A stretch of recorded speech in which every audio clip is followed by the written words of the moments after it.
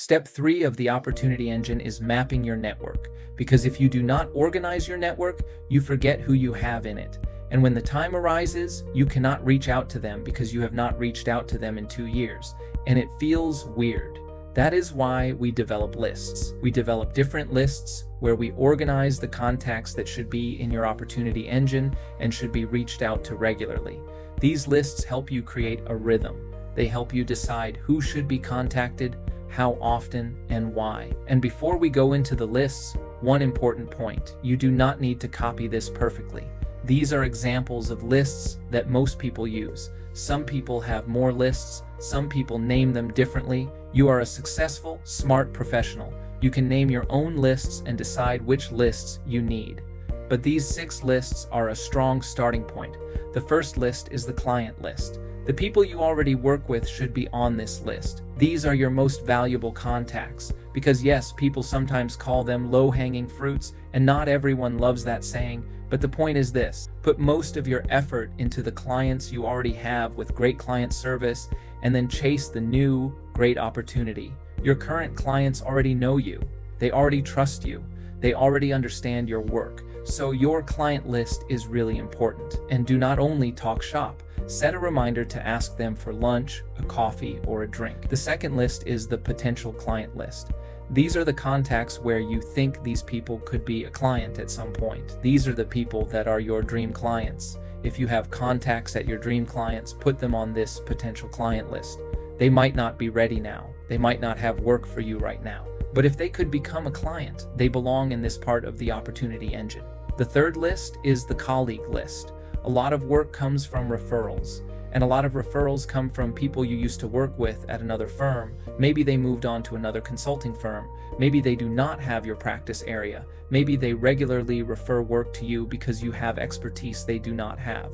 That is why it is valuable to have an overview and stay in consistent contact with people you went to university with, people you worked with before, your peers, and former colleagues. This list often raises questions. People ask, do I put this person on the list? I have not spoken to them since university. Is that still relevant? If you think that is an interesting contact and that person could help you with opportunities, then add them to the list and start reaching out again. The fourth list is the multiplier list. The multiplier list is anyone who can refer work to you, but is not directly connected to your work as a client. For example, if you are an M&A lawyer, M&A consultants might be multipliers for you. It could be someone who works in the regulatory space. It could be adjacent practices. It could be intermediaries. It could be anyone who regularly refers work to lawyers or consultants. You know who the multipliers in your area of focus are. This list is important because referrals are powerful. And for multipliers, you also need to stay top of mind. Not just with clients, but also with the people who are able to hype you up in a room. The people who might mention your name when others decide who gets that piece of work. The fifth list is the bonus list. The bonus list is where you put contacts who support your work. For example, a thought leader in your industry, someone from the press who regularly reports on your industry or area of law. Valuable connectors, people who may have nothing directly to do with your work, but might mention your name, refer work, support your visibility, or help you stay connected to your market. Anyone you think is valuable to be reached out to regularly, but who does not clearly fit the other lists, can go on the bonus list.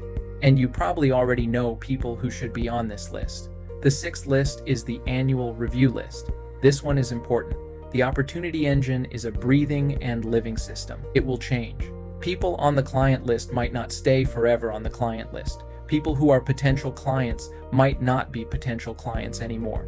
Maybe they made it clear they will not give you work. Maybe it is not the right time. Maybe the opportunity is not within the next year. Those contacts do not necessarily need to disappear. They can go to the annual review list. Once a year, you look at this list and make sure the people on it should not go back into your active system. The annual review list is not your overall work network with hundreds and hundreds of people.